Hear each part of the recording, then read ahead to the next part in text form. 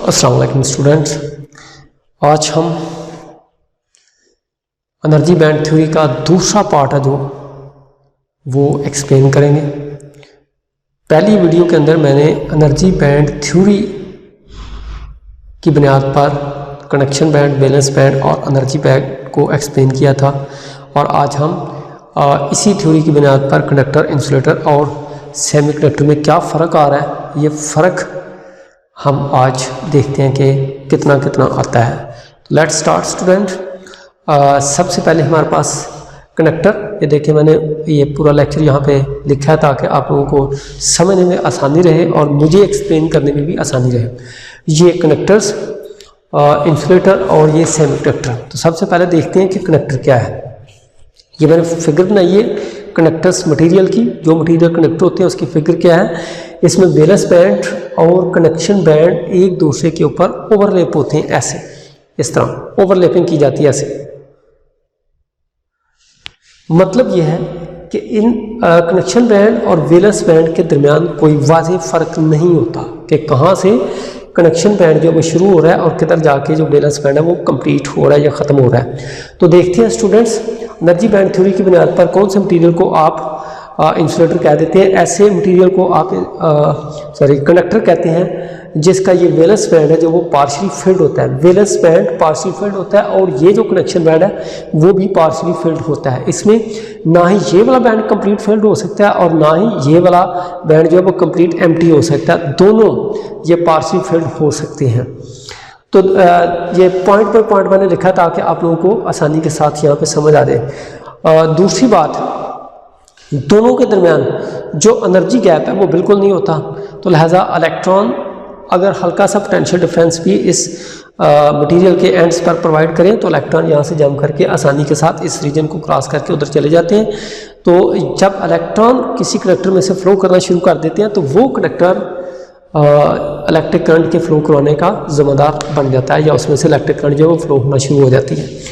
तीसरा पॉइंट देखें, एनर्जी जो यहाँ पे गैप है बिटवीन कंडक्टर एंड इंसुलेटर वो ना होने के बराबर है, ओवरलैपिंग किया जाता है। इसके बाद आगे लिखा हुआ है कि जो हमारे पास कंडक्टर है उसके अंदर जो फ्री इलेक्ट्रॉन्स हैं उनकी तादाद जो वो बहुत ज़्यादा होती है। फ्री इलेक्ट्रॉन्स मतलब एक एटम से दूसरे एटम में हल्की सी एनर्जी उसको प्रोवाइड करें, जैसे यहाँ पर मैंने कहा है कि पोटेंशियल डिफरेंस अगर प्रोवाइड करते हैं तो इलेक्ट्रॉन आउटर मोस्ट शेल के जो इलेक्ट्रॉन है वैलेंस इलेक्ट्रॉन वो एनर्जी गेन करते हैं और उनकी किनेटिक एनर्जी बढ़ जाती है। नतीजा ये होता है कि वो अपने वैलेंस बैंड से निकल जाते हैं, वो एटम टू एटम मूव करना शुरू कर देते हैं, तो वो इलेक्ट्रॉन कहलाते हैं फ्री इलेक्ट्रॉन। और जब फ्री इलेक्ट्रॉन एक मटेरियल के अंदर बढ़ जाते हैं तो लाजमी तौर पर उसमें से इलेक्ट्रिक करंट आसानी के साथ फ्लो करना शुरू कर देती है। तो इसकी इलेक्ट्रिकल रेजिस्टिविटी जो है वो बहुत कम होती है, बहुत कम, 10 to power -10 to 10 to power -20 पर ओहम पर मीटर होती है। और इसकी जो एग्जांपल है कंडक्टर की जिसमें से इलेक्ट्रिक करंट जो है आसानी के साथ पास कर जाती है, या एनर्जी बैंड थ्योरी के मुताबिक जिसका वैलेंस बैंड जो है वो पार्शियल फील्ड होता है और कनेक्शन बैंड जो है वो भी पार्शियल फील्ड होता है और दोनों के दरमियान जो वाज़ेह गैप है वो नहीं होता या बहुत कम होता है, बल्कि होता ही नहीं, वो ओवरलैप किया होता है उन्होंने। ऐसे मटेरियल्स की जो एग्जांपल है इसमें कॉपर, आयरन, गोल्ड, ये बेहतरीन एग्जांपल्स हैं इसकी। और भी बहुत से मटेरियल्स हैं, मेटल्स ऑलमोस्ट सारे के सारे जो हैं वो ऑलमोस्ट का लफ्ज़ मैंने यूज़ किया, बस क्या है हमारे पास कंडक्टर्स हैं। अब एनर्जी बैंड थ्योरी की बुनियाद पर आप देखते हैं कि ये इंसुलेटर किस मटेरियल को नाम दे देते हैं कि कौन सा मटेरियल जो वो इंसुलेटर कहलाता है। तो आइए स्टूडेंट इसकी पहले फिगर को ज़रा देखते हैं। ये मैंने फिगर बना दिया, इसमें ये वैलेंस बैंड है जिसके अंदर जो फ्री इलेक्ट्रॉन है वो बहुत ज़्यादा नहीं होते बल्कि ना होने के बराबर ही होते हैं। इसका हर बैंड जो वो कंप्लीट फील्ड होता है, ये कंप्लीट फील्ड है वैलेंस बैंड, जबकि ये कनेक्शन बैंड जो है वो मुकम्मल तौर पर एम्प्टी होता है, इसमें कोई इलेक्ट्रॉन नहीं होता, ये कंप्लीट एम्प्टी है, ये कंप्लीट फील्ड है। जबकि ये दरमियान में जो एनर्जी गैप है ये बहुत ज़्यादा होता है। एनर्जी गैप के ज़्यादा होने की वजह से इलेक्ट्रॉन यहाँ से जंप करके इतने ज़्यादा गैप को क्रॉस करके इस बैंड के अंदर नहीं आ सकते, इसलिए सेमीकंडक्टर मटेरियल जो है वो एक कंडक्टर, बेहतर कंडक्टर नहीं होता, बल्कि कंडक्टर वो नहीं होता और उसमें से इलेक्ट्रिक करंट जो है वो रूम टेम्परेचर पर 0 केल्विन के ऊपर नहीं उसमें से फ्लो कर सकती और रूम टेम्परेचर के ऊपर भी उसमें से कोई इलेक्ट्रिक करंट जो है वो फ्लो नहीं करती। तो यहाँ पे जो एनर्जी गैप है ये इसकी वैल्यू मैंने लिखती है कि ऑलमोस्ट वो कितनी होती है, यहाँ पे 15 इलेक्ट्रॉन वोल्ट होती है, 15 electron volt. Valence band complete field, इधर देखें लिखा हुआ ये insulator have empty connection band, ये बैंड जो मुकम्मल तौर पर एम्प्टी है, वैलेंस बैंड जो कंप्लीट फील्ड है, जबकि दोनों के दरमियान में ये वाला जो गैप है ये बहुत ज़्यादा है। ये very large energy gap between the valence band and the connection band कितना है, वो 15 इलेक्ट्रॉन वोल्ट है। और आपको पता है कि एक इलेक्ट्रॉन वोल्ट जो कि एनर्जी के जूल यूनिट हैं, इसको जूल के अंदर कन्वर्ट किया जा सकता है। 1 इलेक्ट्रॉन वोल्ट जो है वो 1.6 × 10⁻⁹ जूल के इक्वल आता है। तो अगर इसको आप इससे मल्टीप्लाई कर देंगे 1.6 × 10⁻⁹ से, तो यही हमारे पास एनर्जी जो है वो जूल के अंदर आ जाती है। इसके बाद नेक्स्ट पॉइंट जरा देखते हैं। तो इसकी जो इलेक्ट्रिकल रेजिस्टिविटी है, इंसुलेटर की इलेक्ट्रिकल रेजिस्टिविटी बहुत हाई होती है, रेजिस्टेंस बहुत ज़्यादा होती है, जिसके नतीजे में इलेक्ट्रॉन इसमें से फ्लो नहीं कर सकते। ये 10⁻⁷ पर ओम पर मीटर्स के इक्वल होती है, जबकि इलेक्ट्रिकल कनेक्टिविटी ना होने के बराबर होती है। जब रेजिस्टिविटी बहुत ज़्यादा होगी तो लाजमी तौर पर उसकी कनेक्टिविटी जो है वो बहुत कम होगी। नेक्स्ट पॉइंट देखते हैं।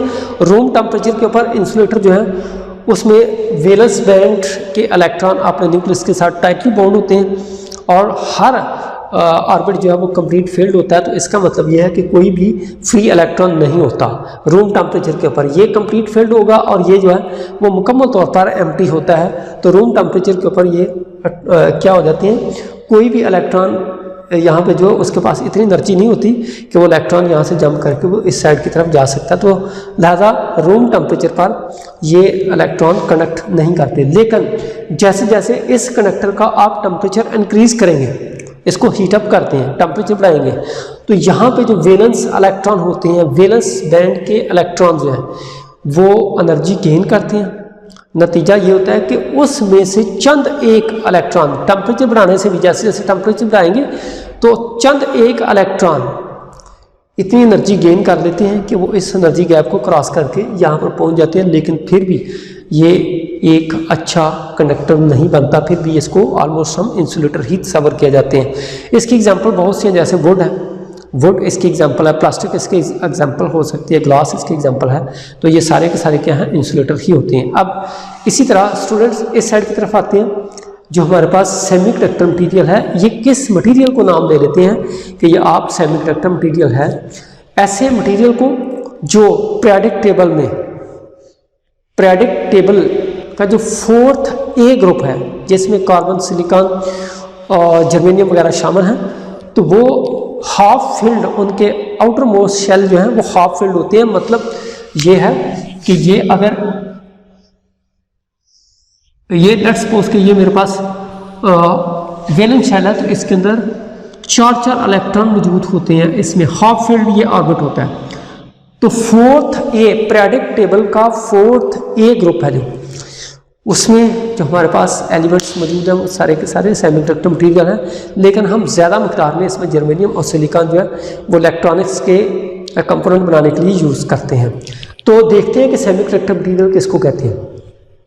पहला पॉइंट ये लिखा हुआ है, जरा गौर से देख लें। एनर्जी बैंड थ्योरी की बुनियाद पर सेमीकंडक्टर मटेरियल ऐसे मटेरियल को कहते हैं जिसका ये कनेक्शन बैंड जो वो ऑलमोस्ट एम्प्टी होता है। 100% का जिक्र नहीं कर रहा, ऑलमोस्ट करीब करीब वो एम्प्टी होता है। और वैलेंस बैंड वो ऑलमोस्ट फील्ड भी हो सकता है और पार्शली फील्ड भी हो सकता है, पार्शली फील्ड भी हो सकता है और फील्ड भी हो सकता है। यार ऑलमोस्ट का लफ्ज़ यूज़ इसलिए किया है कि मुकम्मल तौर पर ना ही ये एम्प्टी होता है और ना ही ये मुकम्मल तौर पर फील्ड होता है। तो ऑलमोस्ट का लफ्ज़ मैं यूज़ कर रहा हूँ, ये पार्शली फील्ड होगा और ये ऑलमोस्ट एम्प्टी होता है। ये वाला कनेक्शन बैंड जो है वो almost semiconductor have almost complete field valence band and empty connection band.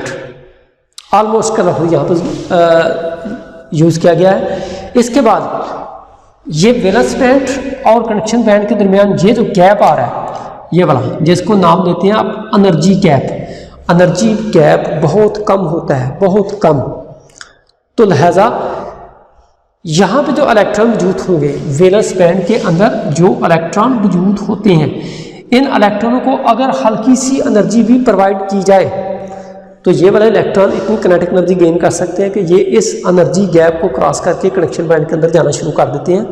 तो जब इलेक्ट्रॉन वैलेंस बैंड से कनेक्शन बैंड के अंदर जाना शुरू हो जाते हैं तो वो बन जाता है हमारे पास कंडक्टर।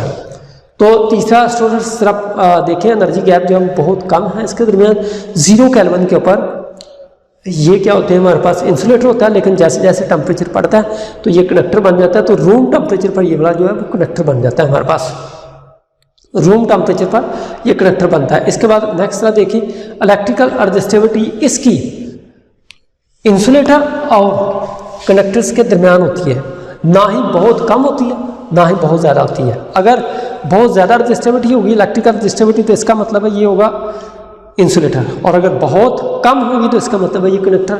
तो लेकिन ये ना ही कंडक्टर है और ना ही सेमी कंडक्टर, तो ये दोनों के दरमियान इसकी प्रॉपर्टीज़ मौजूद होती हैं। तो लिहाजा इसकी इलेक्ट्रिकल कनेक्टिविटी इन दोनों के यानी कंडक्टर और इंसुलेटर के दरमियान होती है, और इसकी वैल्यू कितनी होती है 10⁻⁻6 to 10⁻⁻4 पर मीटर होती है। इसके बाद जैसे जैसे टेम्परेचर को बढ़ाते हैं तो ये इसकी इलेक्ट्रिकल रजिस्टिविटी जो है वो कम होना शुरू हो जाती है और इलेक्ट्रिकल कनेक्टिविटी बढ़ना शुरू हो जाती है। नतीजा ये होता है कि ये हमारे पास एक जो पहले सेमी कंडक्टर था अब वो आहिस्ता आहिस्ता आहिस्ता कंडक्टर बनना शुरू हो जाते हैं। तो जब ये कंडक्टर बनता है तो उसमें से फ्री इलेक्ट्रॉन की तादाद बढ़ना शुरू हो जाती है। फ्री इलेक्ट्रॉन बढ़ेंगे तो ये इलेक्ट्रिक करंट के फ्लो करवाने में अहम किरदार जो है वो अदा करते हैं। तो जैसे जैसे फ्री इलेक्ट्रॉन बढ़ते जाएंगे तो ये कंडक्टर जो है वो बढ़ता जाएगा।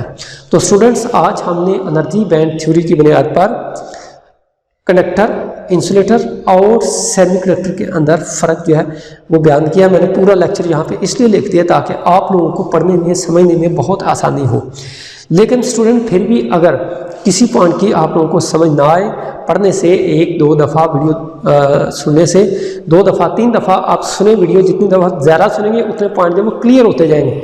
तो वीडियो को बार बार देखें और आहिस्ता आहिस्ता आपके जहन में ये क्लैरिटी होती जाएगी कि आप किस मटेरियल को इंसुलेटर कह देते हैं, किस मटेरियल को कंडक्टर कहेंगे और किस मटेरियल को आप सेमी कंडक्टर कह देते हैं। तो जैसे जैसे आप स्टूडेंट वीडियो देखेंगे आपकी क्लैरिटी बढ़ती जाएगी। आप ये वीडियो अपने दोस्तों के साथ शेयर करें, हमारे चैनल को लाइक